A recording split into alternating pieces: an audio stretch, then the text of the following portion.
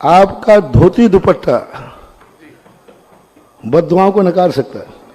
यदि आपके घर में भगवान के अभिषेक करने वाला धोती दुपट्टा, जिसको आपने किसी अन्य कार्यों में उपयोग नहीं किया है, वो यदि आपके घर में सूख रहा है, दुनिया की कोई नकारात्मक स्थिति नहीं है जो आपके घर में कोई आ सके। कोई मूठ फेंक दे, मंत्र फेंक दे, मूठ फेंक दे, कुछ भी फेंक दे, उससे घर में प्रवेश नहीं कर सकते। बस उससे ज्यादा बलशाली नहीं होना चाहिए। उससे कोई बड़ा कार्य कर रहा है। फिर मैंने एक प्रैक्टिकल किया था इसका। एक व्यक्ति ने कहा, महाराज जी हमारे दरवाजे कोई शनिवार कुछ ऐसे दिन होते हैं उनके, इस दिन कोई कुछ फेंक जाता है, कोई कुछ फेंक जाता है, कभी हड्डी, कभी बाल, कभी कुछ फेंक जाता है।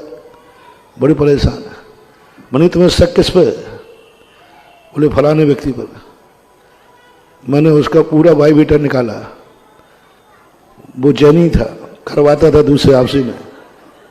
तो मैंने क्या क्या धर्म करता है।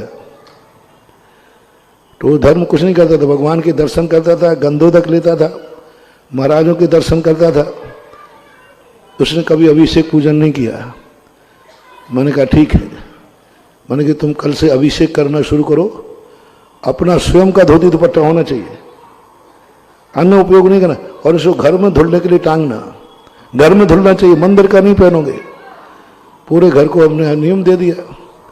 अभिषेक चालू हो गया। वो जो तिथि आती है उस तिथि पर उसने वही कर्म कराया उसके साथ। और उस दिन कराने के बाद वो विद्या लौट कर ऐसी गई कि जिसने फेंकी थी वो पागल हो गया, खूनी दस्त चालू हो गया, विक्षिप्त हो गया वो। क्योंकि तंत्र विद्या यदि सामने वाला उसका अपमान कर दे तो तंत्र विद्या फेंकने वाले को खा जाती है।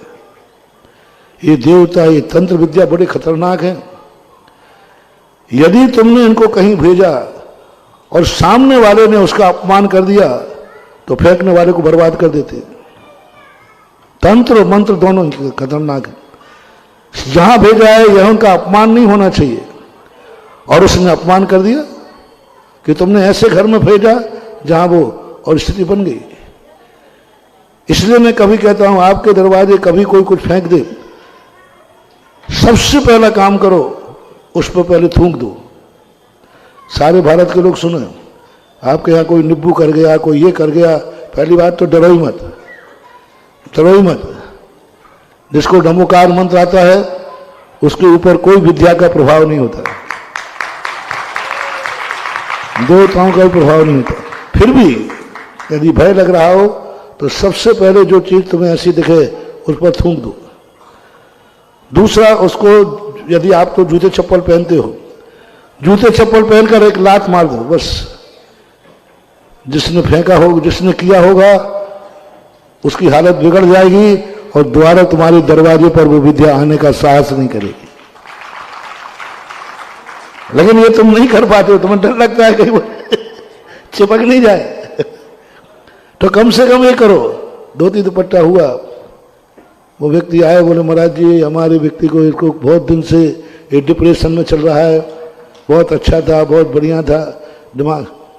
अब मैं तो निगरानी में था ही। मैंने कहा अच्छा डिप्रेशन में चल रहा है, क्या करते थे? मैंने कहा कोई मंत्र तंत्र के चक्कर में तो नहीं हो, कहीं किसी के ऊपर कुछ किया तो नहीं हो? अब उसने फिर समझ लिया कि महाराज को सब पता चल गया है। उसने सब बता दिया।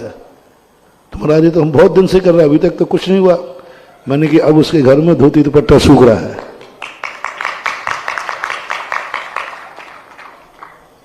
अब वो घबरा गया, बोले महाराज जी इसका उपाय क्या है? मैंने काट की काट एक ही है, जो वो कर रहा है वही तुम कल से शुरू कर दो और भविष्य में कभी नहीं करना, ठीक हो जाओगे। मैंने उससे कहा पहले तो एक नियम करो कि भविष्य में ऐसा कभी नहीं करोगे। दूसरा है वो अभिषेक पूजन करता है, अभिषेक, आप भी अभिषेक पूजन करना शुरू कर दीजिए। यही कांटे से कांटा निकलेगा, यही उपाय है। दोनों परिवार आज सुखी हैं और अब तो दोनों परिवार रिश्तेदार भी हो गए।